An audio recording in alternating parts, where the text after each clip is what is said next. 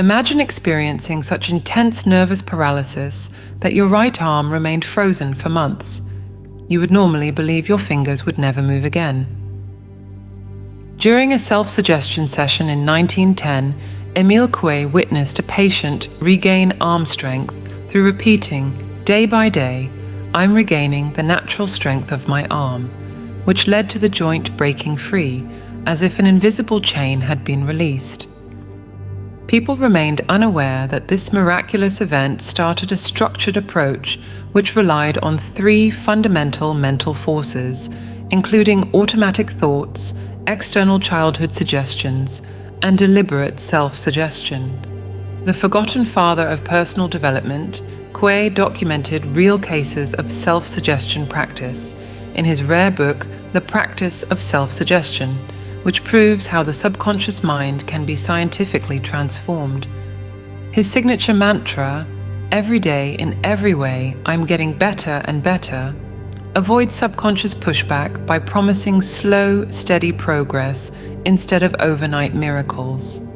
The psychological engineering from the past century continues to influence modern neuromarketing and persuasive communication techniques, which plant subtle suggestions into millions of minds. You are about to access your inner strength, which will enable you to transform what appears as an insurmountable barrier into an imperceptible triumph through methodical self-suggestion. Émile Coué revolutionized the field of personal development with his discoveries about the subconscious mind, establishing principles that preceded and influenced generations of authors. What few people know is that his work scientifically documents a power that traditional psychology took decades to accept.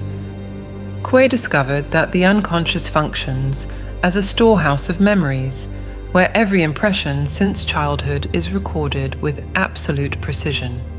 But here's the crucial point that changed everything. These memories don't remain dormant. They remain vitally active, each one forming a thread in the fabric of human personality. The sum of these impressions constitutes the true self, while the outer man represents merely a mask. This discovery demolished the belief that we are conscious masters of our destiny. His book, The Practice of Autosuggestion, a rare work that can cost hundreds of dollars and is extremely difficult to find in English, contains fundamental teachings that shaped the entire modern personal development movement. The book reveals disturbing discoveries about how the mind works. For example, the unconscious never sleeps. During sleep, it shows itself more vigilant than during waking hours. Even more impressive, the unconscious supervises all physical processes of the body: digestion, blood circulation, the action of lungs and vital organs, all controlled by its agency. Do you believe you consciously control your body? Coué proved otherwise. The intellect remains lost before the complexity of the human organism, but the unconscious seems to know it in every detail. This revelation destroys the illusion of conscious control that most people cultivate. Originally written in French, Coué's works presented for the first time a systematic and scientific approach to what we now know as mental reprogramming. Coué's most shocking discovery contradicts everything they teach about willpower. When imagination and will come into conflict, imagination invariably wins. Think about it. How many times have you tried to sleep by forcing sleep? The nervous golfer who imagines the ball falling into the hazard unconsciously performs the precise movements to make it happen. Coué documented cases where the force of imagination was proportional to the square of the will exerted against it. This means the harder you try, the more you fail. Will is not the commanding monarch of life, but a blind Samson. This uncomfortable truth explains why millions fail to change habits using determination alone. His influence extends through decades, with virtually every big name in personal development adapting and reinterpreting his discoveries. What they don't reveal is the fundamental law discovered by Coué. Every idea that enters the conscious mind, if accepted by the unconscious, transforms into reality and permanently forms an element in our life. This process, called spontaneous autosuggestion, operates continuously without our knowledge. Tremors, palpitations, stuttering, states that medicine treats as disorders, are actually modifications caused by the unconscious through changes in blood flow and muscular action. If negative thoughts create real diseases, the opposite is also true. But here's the secret that few master. Ensuring the positive idea's acceptance by the unconscious requires specific technique, not just superficial positive thinking. What distinguishes Coué is his methodological approach. He not only theorized about the power of the mind, but developed practical and replicable techniques that demonstrated consistent results. The formula, "every day in every way I am getting better and better," must be repeated 20 times when going to bed and upon waking. Why 20? Coué discovered that this number allows counting without excessive conscious effort. The repetition must be done aloud, like a child murmuring distractedly, never with effort or intense concentration. The unconscious, knowing better than the conscious the flaws that need urgent correction, applies the healing power where it's most needed. Previous systems failed because they tried to force the unconscious through will, destroying the conditions necessary for success. His most significant contribution was documenting how the subconscious mind can be deliberately programmed through specific methods, creating a framework that continues to be the backbone of virtually all modern techniques of mental and personal transformation. Particular suggestions complement the general formula, but Coué warns, never mention the disease or problem directly. For deafness, don't say, "I no longer have deafness," but "my hearing gradually improves." The structure follows 3 stages: immediate beginning of improvement, rapid progress, complete and permanent cure. Most revealing is that Coué successfully treated 98% of cases, including organic diseases that medicine considered incurable with mental suggestion alone. This statistic, documented over 30 years of practice, challenges the dominant medical paradigm. The uncomfortable truth is that the mind creates or destroys health, and Coué provided the instruction manual that the system preferred to ignore. The human mind operates through 3 fundamental mechanisms that constantly shape our behaviors and results. This discovery by Coué exposes a truth that traditional psychology took decades to admit: we don't control our mind as much as we imagine. The book, The Practice of Autosuggestion, documents disturbing cases that prove this reality. A man walks down the street in a melancholic state and meets a cheerful acquaintance. The friend's simple smile acts as a tonic, and within minutes the melancholy disappears, replaced by joy and confidence. What caused this change? Nothing but the idea in his own mind.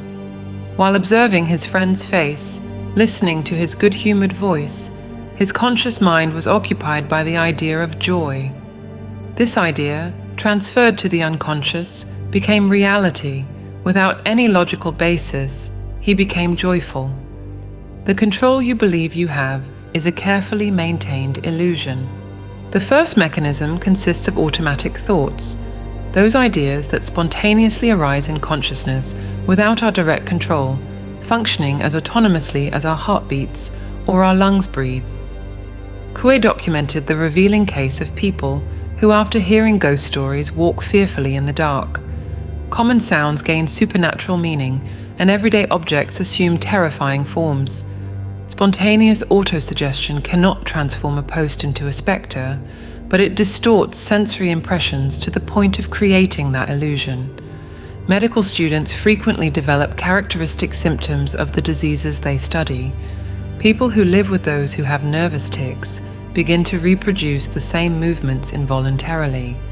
the unconscious automatically performs any idea it accepts, without distinguishing between the beneficial and the harmful. This is the mental trap in which humanity lives imprisoned. These thoughts emerge continuously, able to be constructive or destructive, without us having a choice about their initial appearance. The law discovered by Coué is relentless. Every idea accepted by the unconscious transforms into a permanent element of our life. The salesman who fears rejection unconsciously creates conditions for rejection. The sick person who imagines getting worse accelerates their deterioration. But here's the crucial fact that changed the game. The unconscious accepts or rejects ideas based on the associations they evoke. An idea is accepted when it awakens similar ideas with identical emotional charge. It's rejected when associated with contrary ideas. A sailor laughs when they suggest he'll get seasick. The idea of seasickness in his mind associates with immunity, evoking self-confidence. A timid passenger pales at the same suggestion. The word seasickness connects with his fears, and the pernicious autosuggestion is realized. The second mechanism involves external suggestions, the entire set of ideas, beliefs, and concepts we absorb from the surrounding environment since birth. Coué exposed how we inadvertently implant weaknesses in children's minds. Children constantly hear they'll catch cold, get sick, fall, or suffer some misfortune. The more delicate the child's health, the more adverse suggestions they receive. They become saturated with the idea of poor health, coming to see illness as the normal state and health as the exception. Parents tell their children they're disobedient, lazy, stupid, or bad. If accepted, these suggestions develop exactly those qualities. The child's unconscious, more accessible than the adult's, performs with amplified power each impression received. Impressions are the building material of growing life. Defective material results in unstable structure. Parental beliefs about money, success, happiness, and limitations interweave in our psyche from childhood. Popular culture also plays a crucial role. Repetitive narrative patterns, like the consistent portrayal of business people as villains in film productions, create deep subconscious programming about entrepreneurship and wealth. Coué discovered that many diseases considered hereditary are transmitted not physically, but mentally, through continuously renewed adverse suggestions. If one parent has a tendency toward tuberculosis, the child lives in an atmosphere charged with tuberculous thoughts. Constantly advised to take care of their lungs, keep their chest warm, and avoid colds. The idea of possessing second-rate lungs is repeatedly presented to their mind. The actual production of pulmonary tuberculosis becomes almost guaranteed. This mental transmission of disease challenges the established medical paradigm. The third and most powerful mechanism, according to Coué, is autosuggestion, our conscious ability to deliberately choose which thoughts we want to install in our subconscious. Unlike spontaneous thoughts and external influences, autosuggestion grants us the power to consciously architect our mental programming through intentional repetition of carefully selected ideas. But Coué warns, previous systems failed because they tried to use will to force the unconscious. Using will automatically awaken us, suppress the tide of the unconscious, and destroy the unique condition by which we can succeed. Autosuggestion works by avoiding conflict, replacing wrong thinking with right. When you understand that you control which mental software you install in your subconscious operating system, the door to real transformation opens. The power was always in your hands. Coué just provided the instruction manual that the educational system deliberately omitted. Coué's universal phrase, "Day by day, in every way, I am getting better and better," is the foundation of his psychological engineering. This seemingly simple formulation encapsulates decades of research on how the subconscious processes and accepts new information. What Coué discovered and the educational system never taught is that the human brain possesses specific defense mechanisms against change. The book documents how we traditionally rely too much on the conscious mind. A man with headaches seeks the cause with his doctor, discovers if it comes from the eyes, digestion, or nerves, and buys appropriate drugs. If he wants to improve his poor memory, he practices mnemonic training methods. If he's victim to a pernicious habit, he tries to combat it with efforts of will that frequently exhaust his strength, undermine his self-respect, and lead him deeper into the swamp. Coué exposed the revolutionary simplicity of thinking only of the desired end: a head without pain, good memory, life without the bad habit. And these states gradually evolve without perceiving the operation of the unconscious. The genius of this construction lies in its meticulous psychological architecture. It avoids absolute declarations that the subconscious could immediately reject as false. Coué documented the fatal error of previous systems. We must never give our faith a task greater than it can accomplish. A patient suffering from deafness would be ill-advised to make the suggestion, "I can hear perfectly." In the partial state of outcropping of the unconscious, association is not completely cut off, and such an idea would certainly evoke its opposite. Thus, we would initiate a suggestion antagonistic to the one desired. We court only disappointment, and, losing faith in our instrument, rob it of its effectiveness.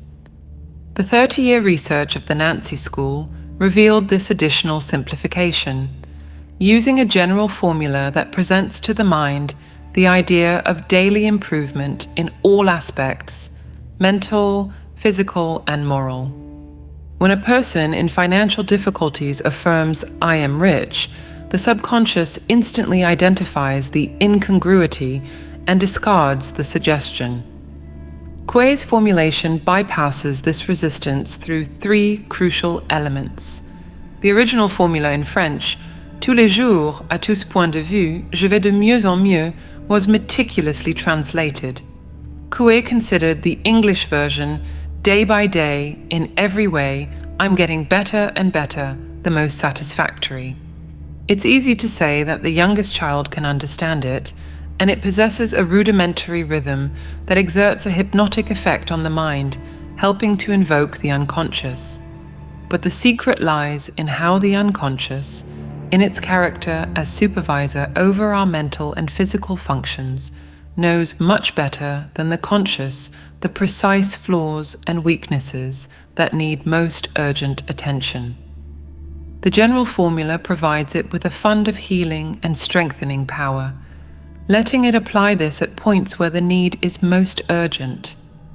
First, day by day establishes a gradual process, not an instantaneous state, something the subconscious can logically accept. Second, in every way allows the subconscious to work holistically, finding areas of improvement that the conscious mind doesn't even perceive. Third, "I am getting better and better" focuses on progressive movement, not on a specific final destination. Coué discovered a disturbing truth. People possess ideals of masculinity and femininity that vary considerably. The hardened materialist imagines perfection only in terms of wealth. The butterfly woman desires little beyond physical beauty and charm. The sensitive man depreciates the powers he possesses and exaggerates those he lacks. A person left free to determine the nature of their autosuggestions by the light of conscious desire could use this power to realize qualities not admirable or even pernicious by higher standards. The general formula protects against this, saving man despite himself.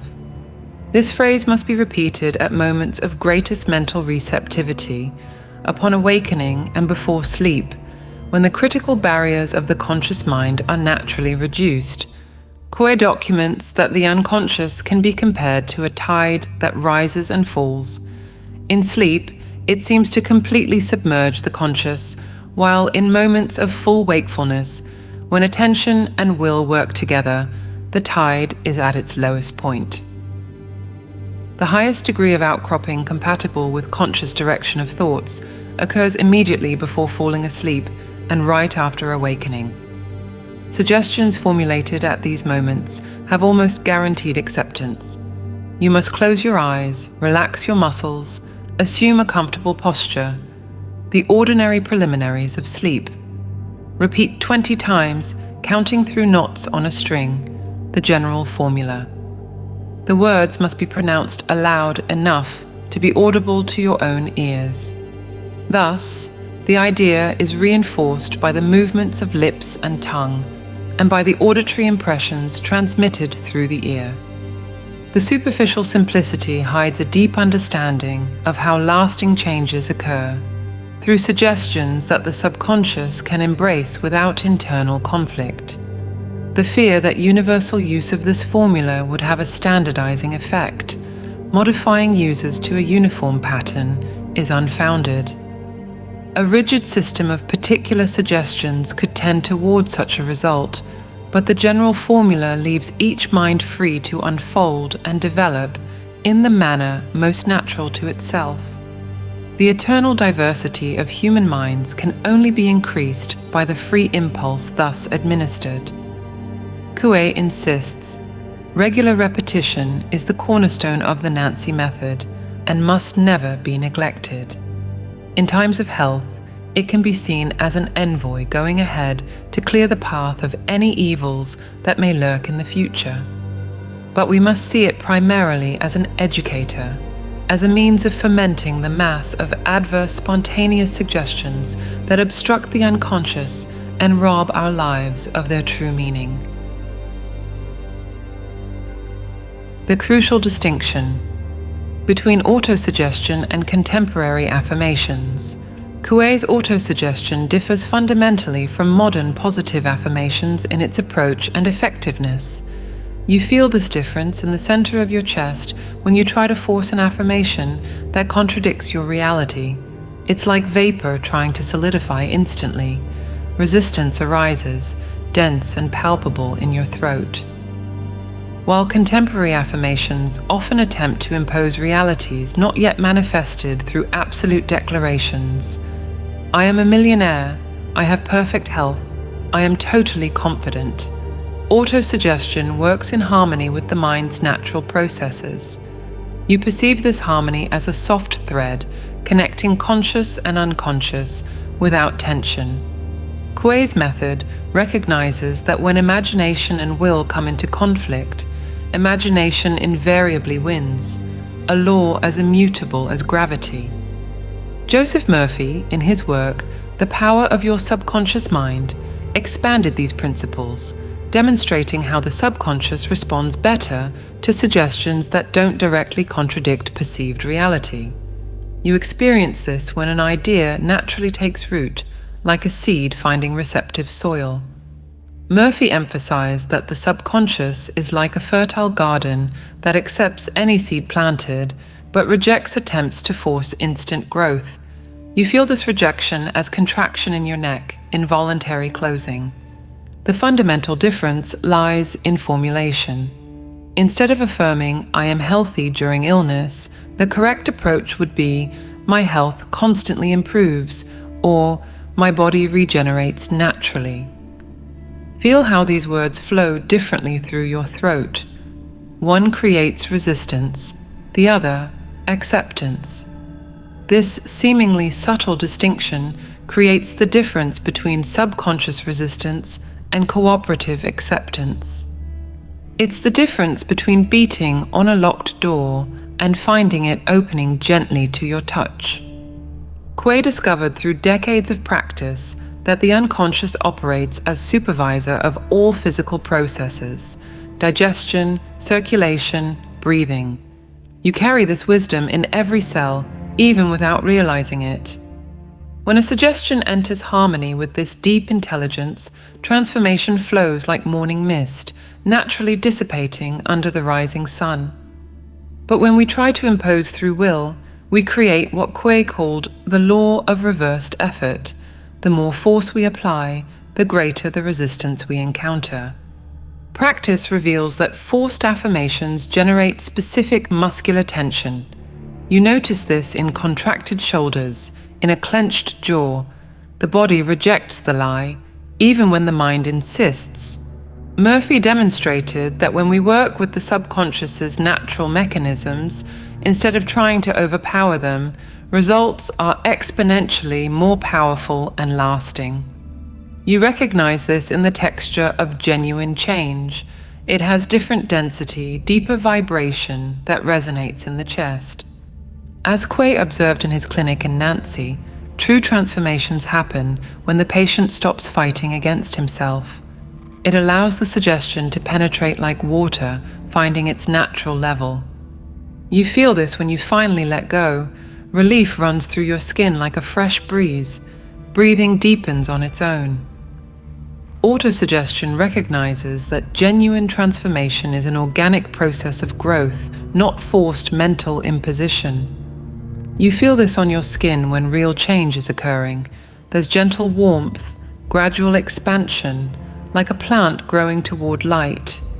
Coué insisted we must suggest that change has already begun and will continue progressing, instead of declaring premature completion. This processual approach calms the nervous system. You notice by breathing that naturally becomes slower. The original method uses the formula, every day, in every way, I am getting better and better, because it works with progression, not impossible leaps. You experience this like a flowing river, constant, inevitable, unhurried. This wisdom echoes through your breathing when you practice correctly. The unconscious, as Coué discovered, never sleeps. It works incessantly, knows every detail of your organism with intimacy that intellect will never reach. Respecting this deep intelligence instead of trying to dominate it is the key. You carry within yourself an ocean of serene power beneath the agitated surface of the conscious ego. Autosuggestion is simply the channel through which these deep waters rise to nourish your present life. Murphy expanded this, showing that the subconscious responds better to mental images loaded with positive emotion than to empty words repeated mechanically. When you understand this distinction, your entire practice transforms. Instead of internal battle, cooperation emerges. Instead of imposition, invitation. Instead of grandiose declarations that your deep being rejects, take small steps that your unconscious embraces with joy. It's the difference between sowing and harvesting. You cannot skip the seasons of growth. The principles of autosuggestion, as documented by Émile Coué, reveal applications that most people are unaware of. What few understand is that these same techniques form the hidden foundation of all truly persuasive communication, whether in sales, teaching, or public presentations. Coué's fundamental discovery demonstrates that the subconscious accepts ideas without the conscious mind's critical filter, especially during states of outcropping, moments when the rational mind relaxes its vigilance. This phenomenon isn't limited to individual autosuggestion. Skilled communicators exploit these same principles to implant suggestions in their audiences. Consider how the process works. First, the communicator identifies the predominant limiting beliefs in their target audience. In the financial context, for example, notions like money only comes with great sacrifice, or investment is only for the rich prevail. These beliefs operate as deeply rooted negative autosuggestions, as Coué documents in his clinical cases. The effective approach never confronts these beliefs directly. Why? The book clearly demonstrates when will comes into conflict with imagination, imagination invariably wins. Trying to force a new belief through logical argumentation activates the law of reversed effort. The harder you try, the more resistance you create. Instead, the strategic communicator introduces counter-suggestions through gradual reframings. Observe the difference. Instead of affirming, "You don't need starting capital," one suggests, "Many entrepreneurs have discovered that knowledge of correct principles outweighs the need for large capital." The first statement generates mental conflict. The second bypasses the conscious mind's defenses. Have you ever noticed how certain ideas seem to stick in your mind after a presentation, while others evaporate immediately?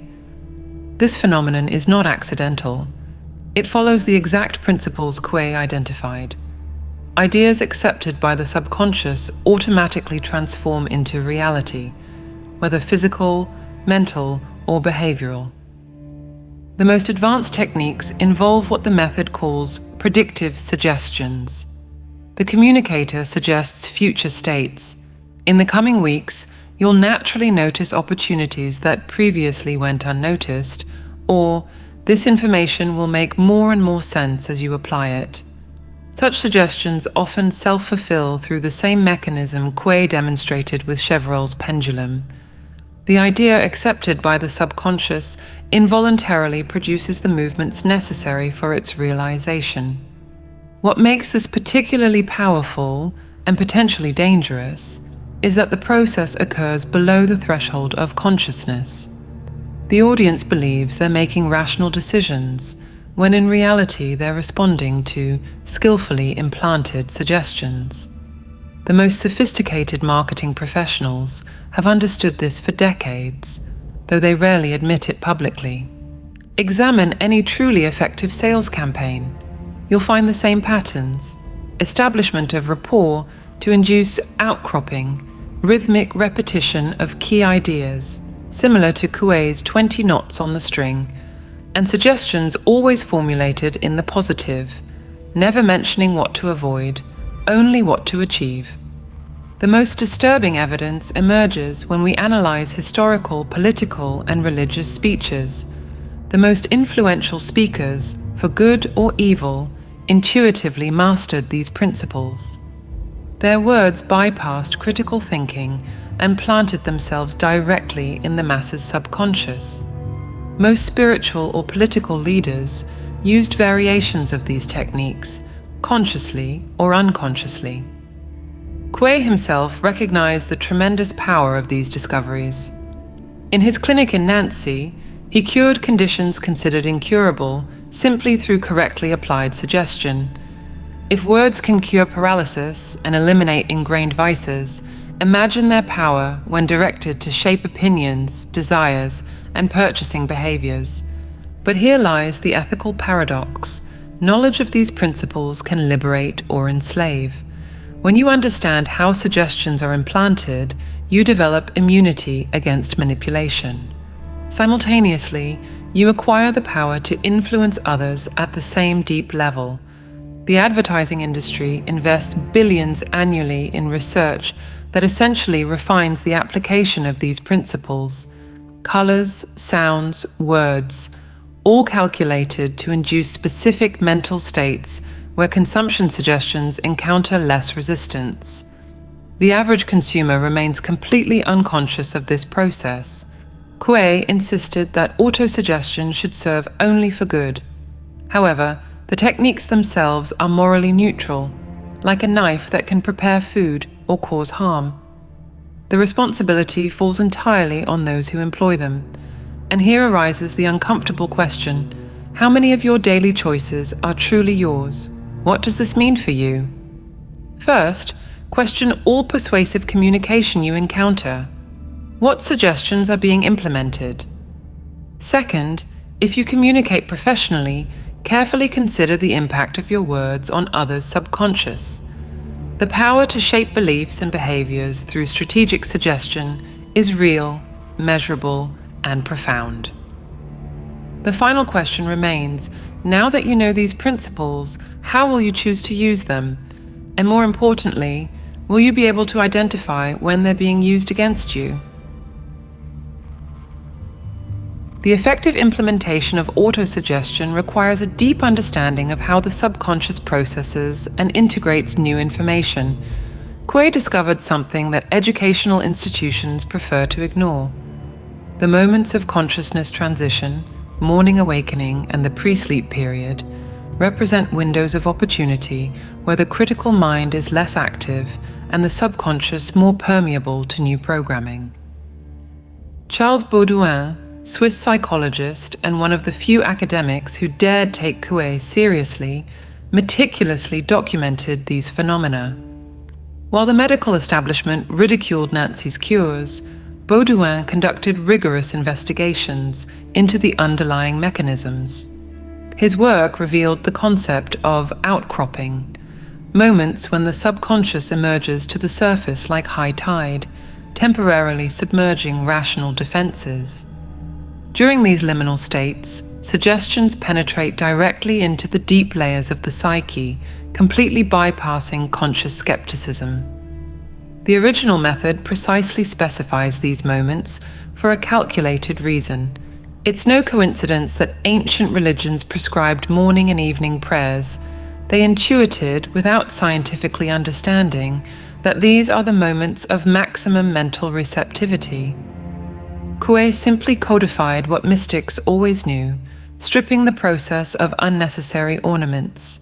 Consistent repetition functions as mental exercise. Just as muscles develop through regular training, new neural patterns consolidate through disciplined practice. But attention, this isn't about mechanical repetition. Coué discovered that 20 repetitions constitute the optimal number, neither so few as to be ineffective, nor so many as to generate mental resistance. Why exactly 20? The original text doesn't explain, but advanced practitioners suspect a relationship with natural cycles of subconscious attention. Baudouin went further, identifying 4 preparatory stages: relaxation, collection, contention, and concentration. Ironically, Coué himself rejected these complications, insisting the method should remain simple. This divergence reveals something fundamental. Academics tend to intellectualize processes that work best through simplicity. Children and French peasants obtained superior results to intellectuals precisely because they didn't complicate the process. The intonation must be confident but relaxed, allowing words to flow naturally without tension or excessive effort. Here lies a secret rarely understood. Effort immediately activates the reverse law. The more you try to force a suggestion, the more the subconscious rejects it. It's like trying to fall asleep through conscious effort. The very attempt guarantees failure. Have you noticed how children absorb suggestions with astonishing ease? Coué documented cases where children obtained superior results to adults precisely because they didn't consciously interfere with the process. They simply repeated the formula like a ditty, without questioning, without forcing, and results emerged naturally. A disturbing detail: the same permeability that allows healing also enables negative programming. How many adult limitations originated from careless suggestions during childhood? For communication professionals, educators, and leaders, understanding these mechanisms allows structuring messages that resonate deeply at the subconscious level. Observe how great speakers pause strategically, creating micro-moments of outcropping in their audiences. These pauses aren't accidental. They open momentary windows where key suggestions can be inserted.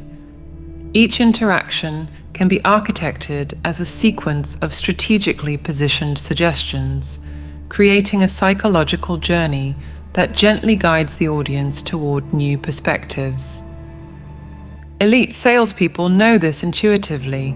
They establish rapport, induce receptive states, then introduce suggestions at the exact moment of maximum mental permeability. The difference between a mediocre and exceptional salesperson often lies in this tacit understanding of subconscious rhythms. Mastery lies in never forcing acceptance, but in creating conditions where the subconscious naturally embraces new possibilities. Coué demonstrated this repeatedly in his clinic. Patients who consciously resisted suggestions failed consistently. Those who received them passively without effort experienced profound transformations. A paralytic blacksmith walked again simply because Coué created conditions where his subconscious accepted the possibility of movement. The medical establishment of the time violently rejected these discoveries. Why? Because they revealed that the power of healing, and by extension, the power of influence, doesn't require years of formal study or prestigious credentials. It requires only understanding of the fundamental mechanisms of the human mind. This democratization of power threatened established structures of authority. Consider the disturbing implications. If correctly positioned words can cure diseases considered incurable, remove ingrained vices, transform personalities, what other powers remain unexplored? How many limitations accepted as absolute are merely crystallized suggestions? And more unsettling, who is actively implanting suggestions on a massive scale through media, education, and culture? The investment in deeply understanding these principles, whether through rare works like Coué's or contemporary studies on the subconscious, represents one of the most significant possible returns in terms of personal development and capacity for positive influence. But beware, this knowledge, once acquired, cannot be forgotten. You'll begin to perceive suggestions everywhere, in media, in casual conversations, in your own stream of thoughts. Perceptual innocence disappears permanently.